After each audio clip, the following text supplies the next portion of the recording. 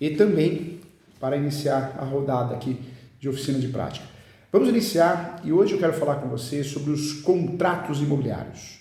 Nós precisamos entender que contratos imobiliários, do direito imobiliário, os contratos, podemos dizer sim que temos conceitos e princípios próprios, diferente dos contratos cíveis, muitas vezes não tão dinâmico, muito teórico, muitas vezes com entendimento até diferente, né? Diferente do nosso aqui. Quando eu falo de contratos imobiliários, o que eu quero trazer para você? Os contratos imobiliários, por mais que bebemos da mesma fonte do direito civil, porque direito imobiliário é um ramo do direito civil, porém possui conceitos e princípios próprios, né? Essa é a realidade. Quando eu falo de contratos imobiliários, o que a gente precisa levar em mente? Os contratos imobiliários, muitas vezes o que nós enxergamos lá no direito imobiliário é diferente do que enxergamos aqui no direito civil e vice-versa. Direito civil, muitas vezes, ele é muito teórico. E o direito imobiliário, os negócios, o mercado imobiliário é muito prático, é ou não é? Direito imobiliário, muitas vezes, nós falamos a mesma língua do cartório de imóveis, né? Do registrador. Por isso, quando eu falo de contratos imobiliários, não podemos enxergar os contratos de forma teórica, como ocorre no direito civil. Os contratos imobiliários nós temos um entendimento diferente. Muitas vezes o compromisso compra e venda, que lá no direito civil, muito parecido com a promessa, se não a mesma coisa, aqui no direito imobiliário não. Compromisso tem um objetivo, promessa tem outro. O direito imobiliário, apesar de ser um segmento do direito civil, possui conceitos e princípios próprios. E diante disso, nós temos que estudar os contratos imobiliários à luz do direito imobiliário, que bate com o que o direito notarial e o direito registral pensam. Por isso o direito imobiliário, quando você começa a estudar de fato o direito imobiliário, você começa a ter um conflito com o direito civil. Um conflito muitas vezes prático, porque os contratos aqui são determinados, ou é ou não é, lá muito abstrato, teórico. Por isso o direito imobiliário também é apaixonante, né, gente? Porque ele é muito prático, muito real, muito realista. Vamos juntos, vamos caminhar aqui. Quando eu falo de contratos imobiliários, claro que nós usamos os contratos de direito civil, os contratos em espécies, praticamente todos eles. O contrato, quando eu falo de contrato imobiliário, eu vou usufruir de vários contratos em espécies. Se você pegar o direito civil, tem vários contratos em espécies em direito civil. Muitos contratos em espécies. O contrato de direito imobiliário é o contrato prático. O contrato de direito civil é um contrato que muitas vezes não é tão prático assim. Lá nos contratos imobiliários, nós temos uma visão adequada do mercado imobiliário. Nós temos nos contratos imobiliários, nós temos algo em torno de 6 ou 7 contratos propriamente de direito imobiliário. Direito civil, nós temos os contratos em espécies em direito civil. E muitos contratos em espécies do direito civil nos interessam também ao direito imobiliário. Mas para ficar de forma resumida, didática, mas de fácil compreensão, o que eu quero trazer para você? Contratos são instrumentos essenciais para a transferência de riqueza. No contrato de compra e venda, um grande exemplo, uma das partes se compromete a transferir a propriedade de um bem para outro, recebendo em troca determinado valor, pecúnia, dinheiro, vantagem. E os objetivos desse contrato podem ser diretos ou coisas. Quando nós falamos de contratos em espécie, são os contratos de direito civil que nós usamos aqui no direito imobiliário. Dentro desses contratos em espécies que nós usamos aqui no direito imobiliário, certamente o contrato de fiança, né, fiador, é um contrato que nós utilizamos. O contrato de compra e venda, sem dúvida nenhuma, previsto no 481 do Código Civil, é um contrato que é um contrato de direito civil, que aparece em contratos em espécies, mas nós usamos muito. É o contrato do dia a dia no direito imobiliário, artigo 481. Nós também usamos o contrato de permuta, muito utilizado também, então, também um contrato que nos interessa, também um contrato importante. A permuta, também conhecido lá no direito em espécies, né, os contratos em espécies no direito civil, é o contrato de troca. Pode ser chamado troca, permuta. Esse contrato nos interessa muito. Esse contrato também é um contrato que, apesar de previsto no direito civil, nos contratos de espécie, é um contrato próprio do direito imobiliário. Artigo 533. Nos interessa muito. Todo dia ocorrem permutas, né? Então, é um contrato interessante, um contrato importante. A doação também.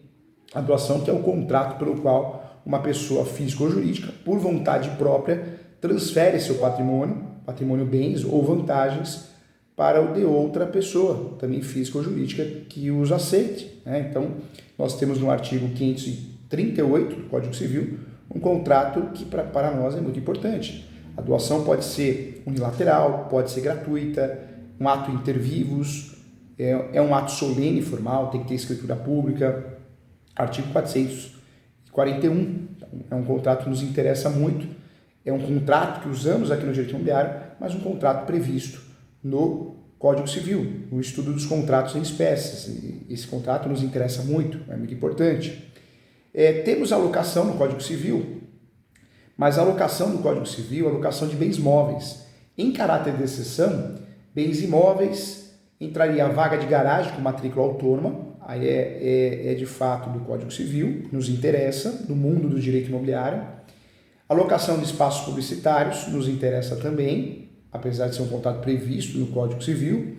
E temos também um contrato de imóveis rústicos e rurais que vai aparecer, na verdade, no Estatuto da Terra, uma outra legislação, mas nos interessa também no direito imobiliário. Então, também um contrato importante para nós. Então, esses contratos que nós estamos falando aqui, gente, são contratos tipificados, previstos no Código Civil, previstos dentro do Código Civil nos contratos em espécies, mas são contratos que nos interessam, são contratos que nós usamos no dia a dia no direito imobiliário. Então, são contratos importantes. Outro contrato importante que é previsto no direito civil e também nos interessa aqui no direito imobiliário, sem dúvida nenhuma, é o comodato.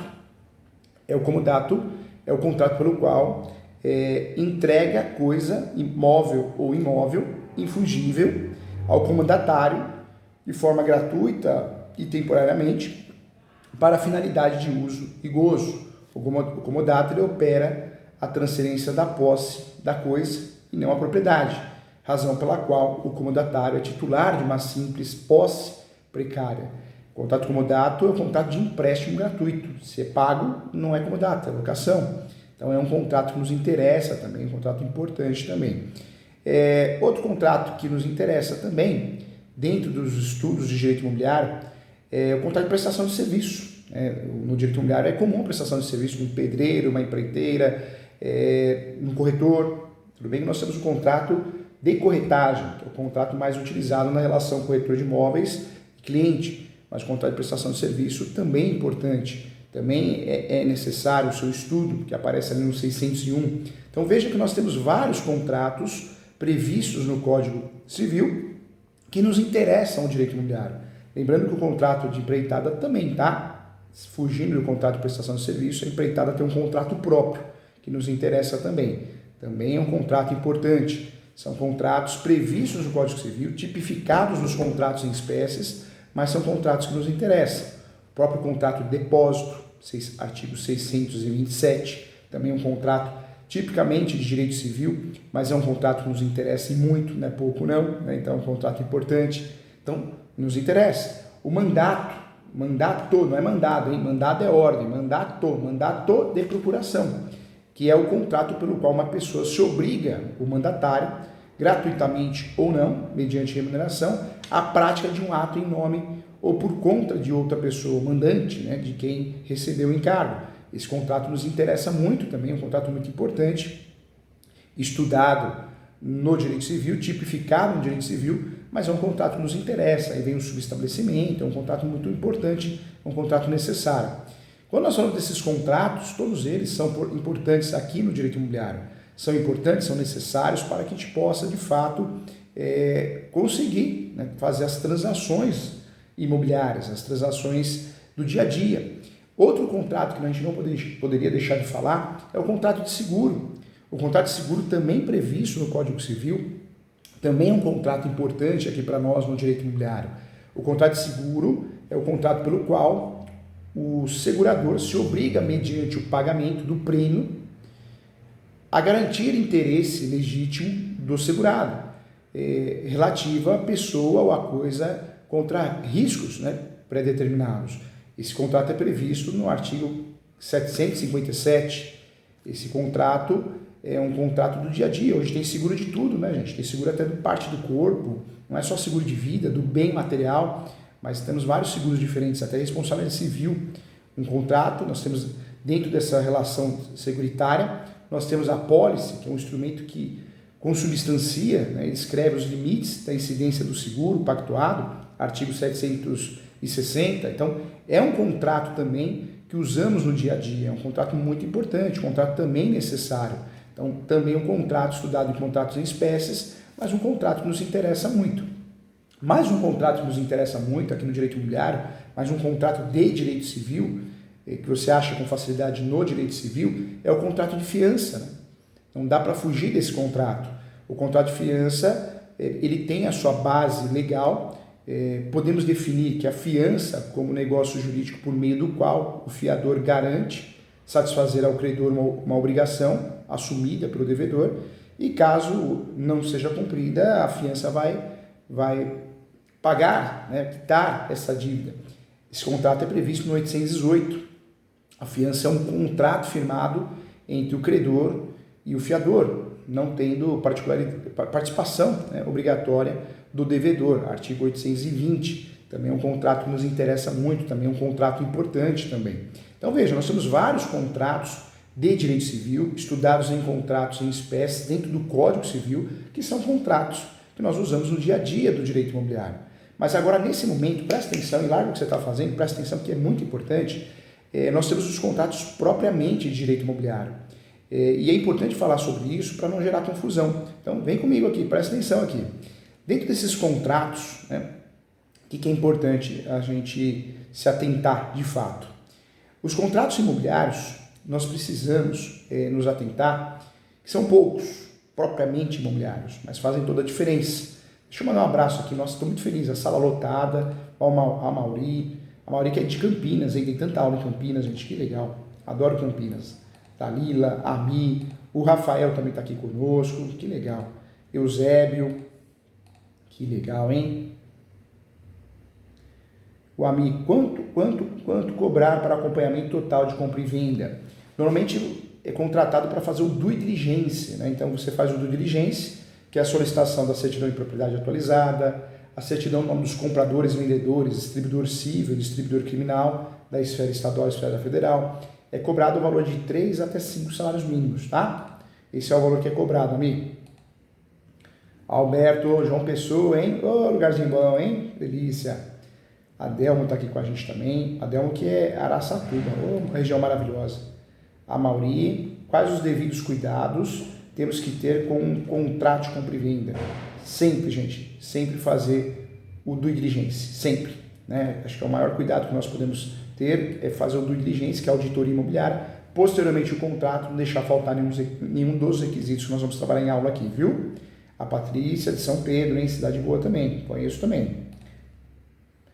Edberto, cliente comprou veículo financiado e continua pagando o financiamento em nome de dono anterior. Que tipo de contrato é possível fazer até que quite o financiamento? Compromisso de compra e venda. Compromisso de compra e venda. Mas é um negócio arriscado, né, gente? É complicado. É bom pedir a transferência do financiamento imobiliário. Só que a transferência do financiamento imobiliário, às vezes o banco não aceita, né? Ou ainda se aceita, muda o cenário, muda o valor do parcelamento, né? Mas é compromisso, tá, amigo? Dicas de plantas com Laércio. Opa, aí Laércio, Rio de Janeiro, hein? Legal. O Alberto Silva, inquilino após 6 anos de locação, professor Júlio, entregou o ponto para o proprietário e depois de 5 meses foi mandado um novo comércio no local. O antigo locador procurou o dono do ponto, cobrando o ponto. Tá para fazer uma ação, Alberto, chama indenização de fundo de comércio. Indenização de fundo de comércio. Eu tiro o inquilino e eu vou lá e abro o mesmo comércio. Eu, o terceiro, faz uma ação de indenização de fundo de comércio. Acertou? Show, arrasou. Rodrigo Bispo, Planaltina, Goiás, que legal, tem muita aula em Goiás também, hein? Legal, Rodrigo, seja bem-vindo. Estou acompanhando uma compra e venda, como posso fazer para orientar o meu cliente? Assine o contrato sem que ele seja alterado após minha verificação, senão estamos em estados diferentes. Hoje dá para fazer tudo digital, né?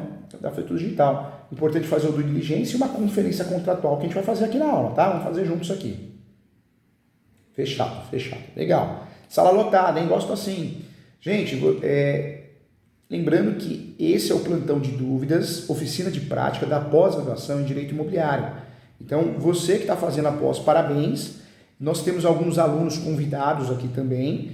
Você quer fazer pós com o professor Júlio de Direito Imobiliário, entra no site www.portaleso.com.br e você consegue fazer a matrícula para fazer a pós de Direito Imobiliário. Essa pós é para jogar você no mercado, uma pós prática. É online, mas tem plantão de dúvida uma vez por mês, tá bom? Para você entender aqui, você que é o nosso convidado. Lembrando que o professor também presta o serviço de mentoria, então você que é advogada, precisa dividir responsabilidade. Às vezes advogar sozinho é triste, né, gente? É cansativo mentalmente, espiritualmente. Então a mentoria é para isso, para dividir responsabilidade. Às vezes tirar dúvida de uma tese, uma correção de peça, para te dar segurança, para te dar confiança, treinamento, uma contestação, uma conferência de qualquer peça, qualquer recurso, uma audiência, tá bom? Estou à disposição sim. Então essa é a ideia. Legal. Olha aqui o Rafael. Professor Júlio, tenho muita dificuldade em regularizar imóveis. O que é proprietário tabular? A prefeitura. Proprietário tabular é aquele que consta na matrícula. Existe o possuidor, o posseiro, que é aquele que tem a posse, e tem o proprietário tabular, que é o que consta na matrícula. Regularizar imóveis, para ficar mais fácil, nós temos que lembrar o quê? Nós temos a regularização registral, que é aquela que é feita no cartório, e temos a regularização chamada regularização administrativa. É aquela regularização que é feita na prefeitura, no estado, na União. Qual que é o problema, gente? O cliente, quando nos contrata, ou quando somos contratados e a gente não domina esse mercado, nós achamos que é para as duas coisas. Não é. Porque o advogado, a advogada vai entregar o quê? A regularização registral, através de adjudicação compulsória, ação de uso capião, retificação diária, vai regularizar o registro, vai regularizar a situação no cartório de imóveis. Enquanto a regularização administrativa pode ser feita também por advogados, mas muitas vezes é feito por arquiteto, engenheiro, porque é uma regularização diferente. Não que o advogado não possa fazer, mas se fizer, precisa dessa equipe multidisciplinar. São regularizações diferentes. Registral é uma, administrativa é outra. O ideal é regularizar o imóvel registralmente primeiro, para depois regularizar de forma administrativa, tá bom? Aí não erra mais. Aí a gente não faz mais confusão, né? O Ami pergunta, quais são os cuidados que tenho que ter ao acompanhar uma venda? Fazer o due diligence e o contrato bem feito. E depois essa aula vai ficar mais fácil. O advogado aqui, Edilson. Professor, coloquei uma herdeira que tem posse exclusiva para pagar aluguéis, junto com a mãe dela que mora lá. Mas a juíza mandou retirar a mãe do processo, alegando mero empréstimo. Acerca de... Acho que vai chegar o restante da pergunta aqui. O judiciário está difícil, viu, gente? Hoje nós não temos mais padrão no Poder Judiciário. E eu não sei você que é advogada, que está acompanhando essa aula aqui, mas isso deve estar acontecendo com você também, claro. Copia e cola. Essa semana eu fiz uma conferência, eu fiz uma mentoria para um advogado. Doutores, o juiz colocou na peça que foi um erro grotesco do advogado escolher a ação de embargos de terceiro. Só que o advogado, gente, não fez embargos de terceiro, ele fez uma ação declaratória de nulidade. Ou seja, tem que reclamar de um juiz desse no CNJ, tem que reclamar, não tem que ter medo. Porque um juiz desse, olha o que ele faz com a sua relação com o cliente. E a pior coisa, o juiz mais bandido, mais canalha, mais lixo que tem, é aquele juiz que coloca o cliente contra o advogado. Porque o juiz está com a bunda na cadeira lá dentro do fórum. O advogado está lá no escritório dele, o advogado, a advogada, e um juiz faz um negócio desse, hoje em dia as pessoas estão malucas, né, agressivas, pega uma arma, dá 2 tiros no advogado, acabou com a vida do advogado. Por quê? Porque o cliente, né, muitas vezes não é conhecedor da matéria, você imagina o cliente lendo, né? Lendo aqui, nossa, olha, o juiz que é Deus na cabeça do cliente, né? Tem pessoa que ainda pensa assim, o juiz que é Deus falou que o advogado errou de forma grosseira. Meu Deus, ele acabou com a minha vida e tem que pagar ele, vai lá matar ele, né? Então, olha o risco, né? Olha o absurdo. Então, um juiz que se pronuncia numa sentença, um juiz, uma juíza, jogando o cliente contra o advogado, tinha que ser preso, tinha que ter uma lei tinha que ser preso. Não vai, né? Não vai, inclusive, vocês sabem muito bem que um juiz, uma juíza, quando perde o cargo, ele tem a chamada aposentadoria compulsória, ou seja, ele recebe integralmente o seu salário. Desculpa, para mim não é punição isso, para mim é ganhar na loteria. E agora tem uma lei, né, está no Congresso, que quer aumentar o Poder Judiciário a cada 5 anos, 5%. Ou seja, eles querem aumento, tudo bem, todo mundo merece aumento, não estou discutindo isso. Precisa ter aumento, todo mundo precisa ter aumento para a gente conseguir viver, né, pagar as contas, porque tudo aumenta. Mas o judiciário sempre preocupado com o aumento, mas nunca com a qualidade de prestação de serviço. Tinha que bater ponto, o juiz tinha que bater ponto, na minha opinião. E um sistema bom, hein, para evitar fraude, hein? Senão vai acontecer igual o médico faz imposto de saúde, vai o colega com silicone de dedo. Né? Então tinha que ter um sistema bom, com câmera, ocular, né? Tinha que ser um negócio top. Porque tem muito juiz, gente, que não vai nem no fórum, há 2, 3 anos. Joga na mão do assessora, copia e cola. O judiciário é muito ruim, né? Infelizmente, muito ruim. A gente reclama dos políticos, mas deveríamos reclamar do judiciário também. Mas sabe qual que é o problema disso? A OAB. Nós, advogados, deveríamos ser mais unidos para enfrentar esse judiciário ruim, sujo. Tem gente boa, essas pessoas que trabalham com qualidade merecemos respeito. Merecemos respeitar e muito elogiar, mas tem muita gente podre lá dentro, né? Tem corrupção, tem muita sujeira, má vontade, pouco caso, e a gente teríamos que fazer alguma coisa. Mas, infelizmente, a OAB, né, por isso hoje o professor se desligou da OAB, porque eu percebo que a OAB é só politicagem, me faz me rir, né? Vamos fazer uma palestra aqui, ai que lindo, mundo de Bob, né? Não é a briga pela advocacia, na minha opinião, tá, gente? Na minha humilde opinião.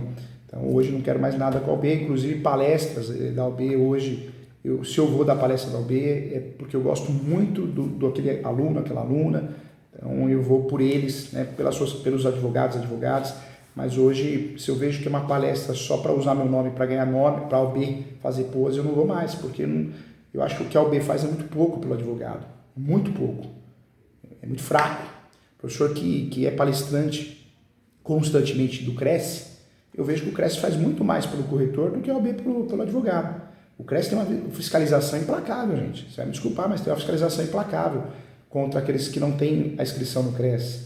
O Cresce tem palestras já há muitos anos, formações. O Cresce você faz um curso de perito gratuito, não gasta nada, e se torna perito. Coisa que eu não vejo na OAB. As palestras na OAB, normalmente é amigo do rei. Você vai ver muitas vezes a pessoa nem preparada para dar palestra é assustador, né? Então a OAB é uma opinião minha, mas é uma instituição que está em descrédito cada vez mais. É uma instituição que hoje, quem fala, eu sou da comissão da OAB, não causa mais impacto nenhum. Pelo contrário, gera até uma dúvida por parte do cliente. Será que é bom mesmo? Porque se está encostado na OAB ali, deve ser preguiçosa esse advogado. É o que eu já ouvi de clientes, que eu já ouvi de alunos. Então, hoje você precisa pensar muito bem se você quer fazer parte de uma comissão da OAB, porque isso, em vez de te ajudar a alavancar a sua carreira, vai gerar descrédito. É uma realidade, né? Complicado. Olha a situação que a OAB chegou, né? Vamos lá. Olha só mais uma pergunta aqui. Para quem compra no programa do governo um imóvel, ela pode alugar? Pode alugar. Está na lei do inquilinato. Está na lei do inquilinato, pode alugar, pode ser o locador, o proprietário ou o possuidor. O Amauri, professor, grato pelas informações, vou ter que sair, pois tenho um cliente para atender. Então vai lá, vai ganhar din-din. Mas depois assiste, hein? Depois assiste. Vamos lá, gente, vem comigo aqui. Então nós temos, olha só, nós temos esses contratos que eu falei aqui, são os contratos, os chamados contratos em espécies, né? Os contratos em espécies de direito civil. No direito imobiliário, quais são os contratos focados no direito imobiliário? Tanto é que tem nome, né? Tipicamente de direito imobiliário. Então nós temos o primeiro contrato preliminar, que é o contrato para fechar negócios. O grande objetivo do contrato preliminar é esse, fechar negócios, né? Esse é o objetivo do contrato preliminar. Eu uso o contrato preliminar para fechar negócio, para amarrar o negócio. É um contrato simples, ele vai ter uma folha, mas é um contrato que vai fazer a diferença, chamado contrato preliminar. O corretor, o advogado, a advogada, a imobiliária, deveria sempre, né, usar o contrato preliminar, porque eu posso incluir nesse contrato preliminar uma cláusula de proteção à comissão, aos honorários do corretor. Eu posso e devo incluir. Depois do contrato preliminar, gente, eu também posso usufruir, isso também é importante, de um segundo contrato. Nós temos que ter em mente que a transação imobiliária funciona assim. Primeiro, contrato preliminar, ok? Segundo, depois do contrato preliminar, nós vamos fazer o segundo contrato, é o chamado contrato de cessão de posse, se o imóvel for irregular. Se o imóvel, a transação é de um imóvel totalmente irregular, o segundo contrato que eu vou fazer, gente, é o chamado contrato, isso é importante, hein? O segundo contrato que eu vou fazer é o chamado contrato de escritura pública. A transação imobiliária feita através de escritura pública. Eu quero lembrar a todos aqui que a transação imobiliária ela é composta de 3 fases. Recolhimento do ITBI, ok? Depois do recolhimento do ITBI, lavrar a escritura pública, ok? Lavrar a escritura pública. E depois, por último, eu vou fazer o registro no cartório de imóveis. Por isso eu gasto 3 vezes mesmo, são 3 gastos diferentes. ITBI é tributo, escritura pública eu vou gastar com tabelão de notas e o registro eu vou gastar com cartório de imóveis, o registrador, ok? São 3 gastos diferentes, né, gente? 3 gastos diferentes. Quando eu falo de escritura pública, tabelão de notas. Tabelão de notas que vai lavrar a escritura pública. Registrador vai registrar, não faça confusão. Toda transação imobiliária regular esse é o caminho das pedras. Em uma transação imobiliária irregular, diferente, o caminho da pedra é outro, né? A transação imobiliária irregular, o caminho da pedra é outro. Eu vou fazer a cessão de direitos possessórios. Então, são caminhos diferentes, né? São caminhos diferentes. Então, nós temos aqui, gente, nesse cenário, nós temos os contratos imobiliários. Sempre antes de fazer uma transação imobiliária, vamos lá, presta atenção aqui. Sempre antes de fazer uma transação imobiliária, o ideal é fazer o due diligence. O due diligence é uma auditoria. Você é advogado, igual a Mauri que está aqui na aula perguntou. Você foi contratado para fazer o acompanhamento da transação imobiliária, da compra e venda. O advogado vai cobrar 3 salários mínimos. Então, o advogado vai fazer o due diligence. O corretor de imóveis pode fazer isso também, deve, não só pode como deve. O due diligence é uma auditoria. Como que é feita uma auditoria antes dos contratos imobiliários? Antes de tudo, essa auditoria ela é feita, eu vou solicitar a certidão de propriedade atualizada para ver se quem está vendendo é dono, proprietário, proprietária ou possuidor. Dono é aquele que tem o seu nome no cartório de imóveis, na certidão de propriedade atualizada. Esse é o dono. Se eu não tenho a certidão de propriedade atualizada no meu nome, eu não sou dono, eu não sou proprietário, eu sou possuidor. Professor, mas meu cliente tem uma escritura pública. Se o seu cliente tem uma escritura pública, parabéns, ele não é dono, ele é possuidor.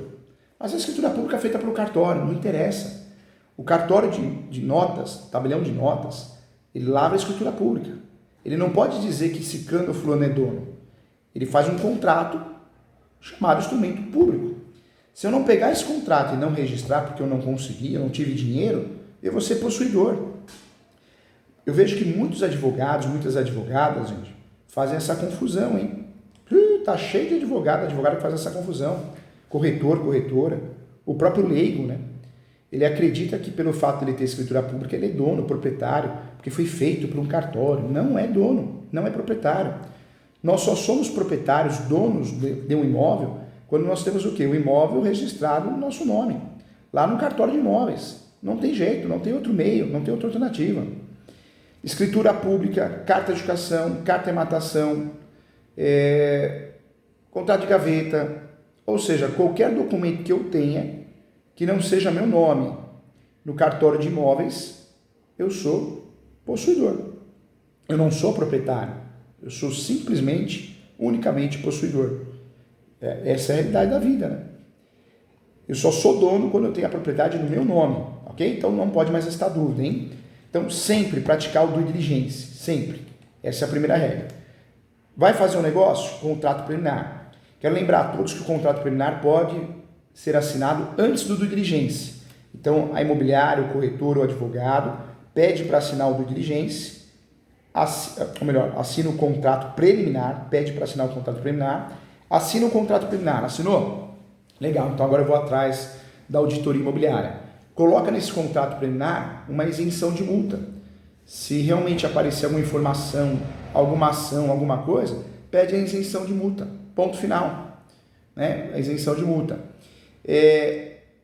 Esse contrato preliminar pode ser chamado de pré-contrato, contrato facultativo. Ele é para amarrar o negócio, ele é para fechar o negócio. Depois do due diligence, aí eu vou entender qual que é o segundo contrato. Se a transação imobiliária que eu estou fazendo é de posse, então o segundo contrato será de cessão de direitos possessórios e afins, ok? Cessão de direitos possessórios e afins é o contrato que eu compro e vendo posse. Eu compro um imóvel irregular através de cessão de direitos possessórios e afins.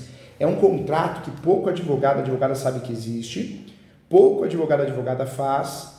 Muitos advogadas, corretoras imobiliárias fazem um contrato errado, hein? Tudo é compra e venda, está errado. Eu não posso fazer um contrato de compra e venda se eu estou comprando um imóvel irregular. Não é compra e venda. Se eu comprar um imóvel irregular e eu faço contrato de compra e venda, eu estou prejudicando o meu cliente, tanto o vendedor quanto o comprador. Se eu faço o contrato correto, que é o contrato de cessão de direitos possessórios, eu ajudo o comprador a regularizar com mais facilidade e ajudo o vendedor a não assumir responsabilidade que não seja dele. Quando eu faço uma cessão de direitos possessórios e afins, é um contrato que eu estou permitindo o comprador regularizar o imóvel com mais facilidade. Porque o comprador, ele de fato, ele vai conseguir regularizar esse imóvel com mais facilidade, porque ele consegue fazer os capião. Lembra aquela história que eu já contei? Dá para fazer os capião com um dia de posse, professor Júlio? Dá. Dá para fazer os capião com um dia de posse. Basta usar a tese da soma da posse. Ou seja, eu faço os capião no meu nome com a sua posse, 10 anos, 15 anos, 5 anos.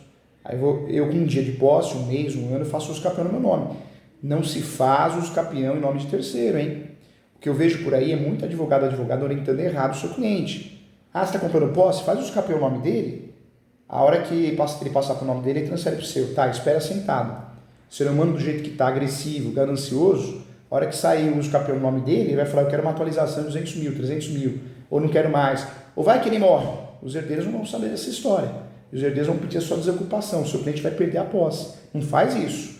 O campeão não se faz em nome de terceiro. Você comprou a posse, então faz no seu nome o campeão, usando a tese de soma de posse. Então, a compra e venda de imóvel irregular, estamos falando de cessão de direitos possessórios e afins, é um contrato propriamente de direito imobiliário.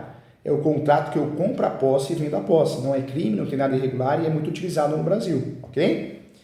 Então é importante. Então a transação imobiliária, o correto é fazer o contrato preliminar, contrato de 2 folhas, simples, faço o due diligence, deu certo a transação, é posse, cessão de direitos possessórios. Não, é compra e venda imóvel irregular, regularizado. Então já vou partir para a escritura pública de compra e venda. Feita a escritura pública de compra e venda, eu consigo registrar para o meu nome. Esse é o caminho das pedras da transação imobiliária. Correta, regular. Recolhimento em TBI, lavrar a escritura pública, registro. É o caminho das pedras, ok? Transação irregular, de imóvel irregular, contrato preliminar, due diligence, cessão de direitos possessórios. Vamos lá. Os contratos imobiliários de verdade. Já falei aqui que nós usamos muitos contratos em espécies do direito civil. Já falei aqui. Mas os contratos imobiliários de verdade, propriamente dito, são contrato preliminar, que pode ser chamado de pré-contrato, contrato facultativo, tanto faz. É o contrato para fechar negócio. Depois o due diligence, normalmente depois, vamos para o contrato principal. Segundo contrato, compra e venda. Artigo 108 do Código Civil, toda transação imobiliária acima de 30 salários mínimos tem que ser feita por escritura pública, hein? Cuidado, ok? Escritura pública. Fiz a escritura pública, registrei, agora sou dono. Escritura pública não me faz ser dono. Compra e venda acima de 30 salários mínimos, artigo 108. Tem que ser feito por escritura pública. Senão você vai ter um contrato que não serve para nada, hein? Cuidado. Quando eu falo do contrato de compra e venda, previsto no artigo 481 do Código Civil, pelo contrato de compra e venda, um dos contratantes se obriga a transferir o domínio. Domínio quer dizer registro, propriedade, a propriedade, de certa coisa móvel ou imóvel a outro que lhe pagar, né, o preço certo, justo, em dinheiro à vista, compra e venda à vista. Então, pagar em dinheiro, se presume à vista. A característica desse contrato, ele é bilateral, sinalagmático, ou seja, a compra e venda gera obrigações recíprocas. Um contratante deve entregar a coisa e o outro deve pagar o preço. Esse contrato é consensual, né? Então ninguém é obrigado a nada. As duas partes podem discutir, compradores e vendedores, cláusulas contratuais. Esse contrato sempre é oneroso, pode ser comutativo, né? O comutativo quer dizer o quê? Que, em regra, porque as prestações são certas e as partes podem entrever vantagens e sacrifícios, né? Um sacrifício de pagar, outra vantagem de receber. Isso aparece no 458, artigo 458 do Código Civil e 489. E não solene, né? Salvo o artigo 108, toda transação imobiliária acima de 30 salários mínimos tem que ser feita por escritura pública. Então, essa é a regra, tá? Existem, sim, limitações na compra e venda.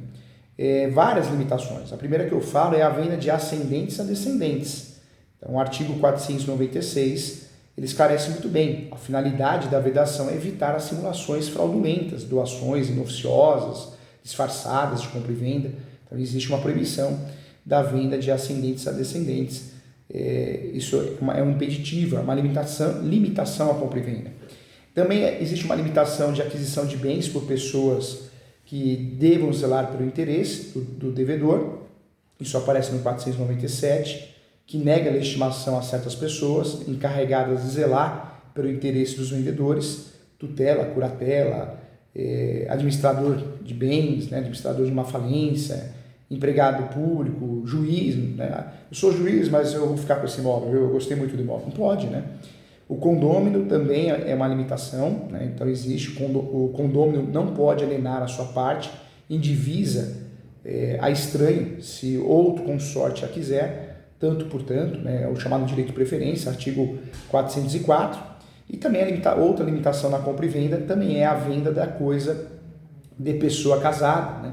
Um cônjuge, qualquer que seja o seu regime, exceto no de separação absoluta, só estará legitimado a alienar, hipotecar ou gravar ônus reais os bens imóveis depois de obter autorização do outro, ou o chamado suprimento judicial de seu consentimento. Tá? Isso aparece no artigo 1647, 1648 também. Na Constituição Federal temos aí a fundamentação no 226, parágrafo 5º da Constituição Federal, artigo 226.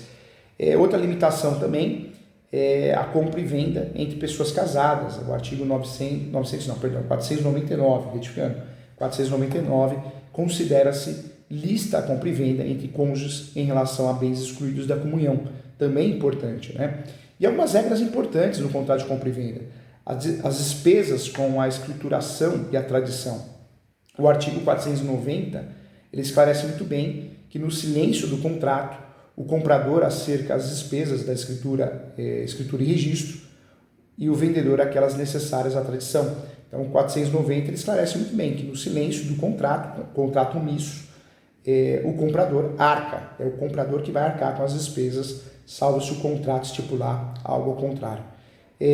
Também é importante, né, o risco da coisa perecer, né, ou se danificar, também uma regra importante da compra e venda. Isso nós temos o estudo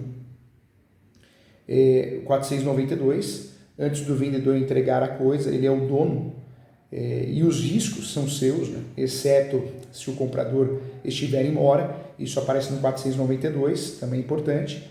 Mais um ponto importante, mais uma regra importante do contrato de compra e venda é a exceção, né? A exceção do contrato não cumprido. Também é importante, isso aparece no 995 e 477. O artigo 477 prevê uma garantia de execução da obrigação a prazo.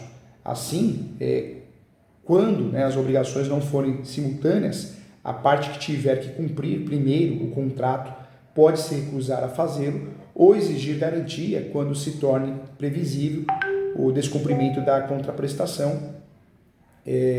Isso é importante, contraprestação pela outra parte. O artigo 495, por sua vez, ele grava que nas compras, né, e vendas a prazo, se antes da tradição o comprador cair em insolvência, poderá o vendedor sobrestar a entrega da coisa até que o comprador lhe dê a caução de pagar no tempo ajustado. A norma do artigo 495 é mais rigorosa do que a regra geral do artigo 477, pois ela fala em diminuição do patrimônio, ao passo que aquele que exige a insolvência, né? Então também é um ponto importante. Não podemos deixar de falar também, acho que mais um ponto de atenção no nosso estudo aqui na nossa aula, nos contratos imobiliários. Na compra e venda também é importante falar da responsabilidade pelos débitos que gravam a coisa até a tradição. Nos termos do artigo 502, o vendedor, salvo disposição em contrário, responde pelos débitos que gravam, né, a coisa até o momento da tradição. Então isso é importante. É obrigação as obrigações próprio terreno, as obrigações